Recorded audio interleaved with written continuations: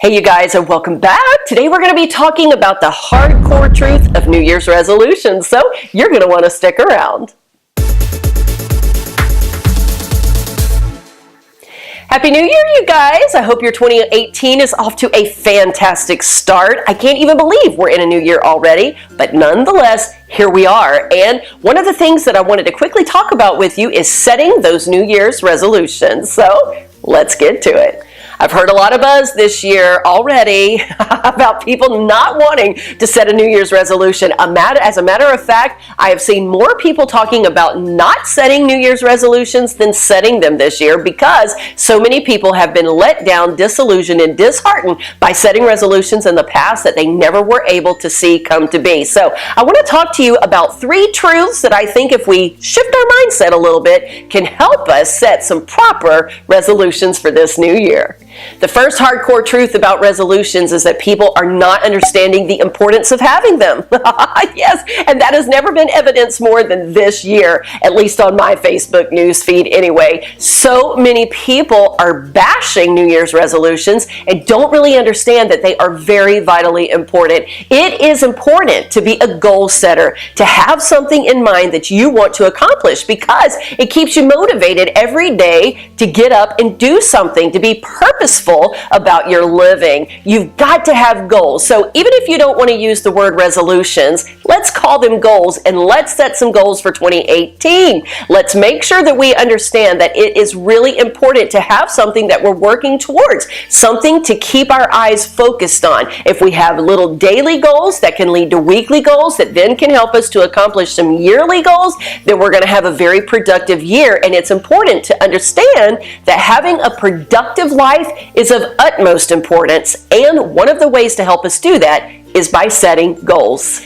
Speaking of motivation, I think the next hardcore truth is people usually have a wrong motivation with their New Year's resolutions. Oftentimes, our New Year's resolutions are birthed out of frustration, just complete and utter frustration with where our life is. Maybe it's about being overweight or being in debt. Whatever it is that we typically think of when we start the new year that we want to do different, usually we are setting those goals out of complete frustration. And once in a while, we're even motivated by the people around us who are setting some goals, and we try to get in competition to see if we can get those things done a little bit faster. Your motivation has to be pure and it has to come from inside. It has to come with what you believe your purpose is in living. Whenever you purposefully live each day, then you can have a right motivation to accomplish some goals that are going to help you fulfill that purpose. Quit competing with people around you. Don't make this about a competition, and don't let frustration be your driving force, because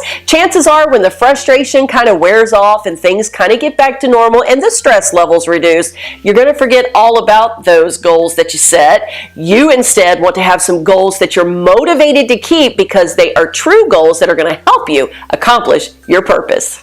And that leads me to the final hardcore truth about resolutions. Most people set very unrealistic goals and unrealistic resolutions that there's no way they're ever going to be able to meet. You need to have some realistic goals for your new year. Don't think that you're going to drop 20 pounds in the first week of a brand new gym membership because it's not going to happen. And if you're $50,000 in debt, definitely don't have in mind that you're going to be completely debt-free in 6 months, because that's probably not going to happen. No, it's going to take a lot of hard work, a lot of discipline, and things take time. You're not going to lose those 20 pounds in the first week of a brand new membership, but you can lose 20 pounds in about 2 months, maybe about 8 weeks in there. So you've got to keep your expectations realistic. Keep your goals realistic. Otherwise, you're going to join that gym, you're going to get to the end of the first week, you're going to realize you still are about 15 pounds away from your goal, and you're going to give up. But if you tell yourself that you want to lose between 2 and 3 pounds a week, when you see that 2 or 3 pounds fall off, you're going to be excited and you're going to want to keep with it. Instead of trying to get completely out of debt in 6 months, why don't you take one of your credit card debts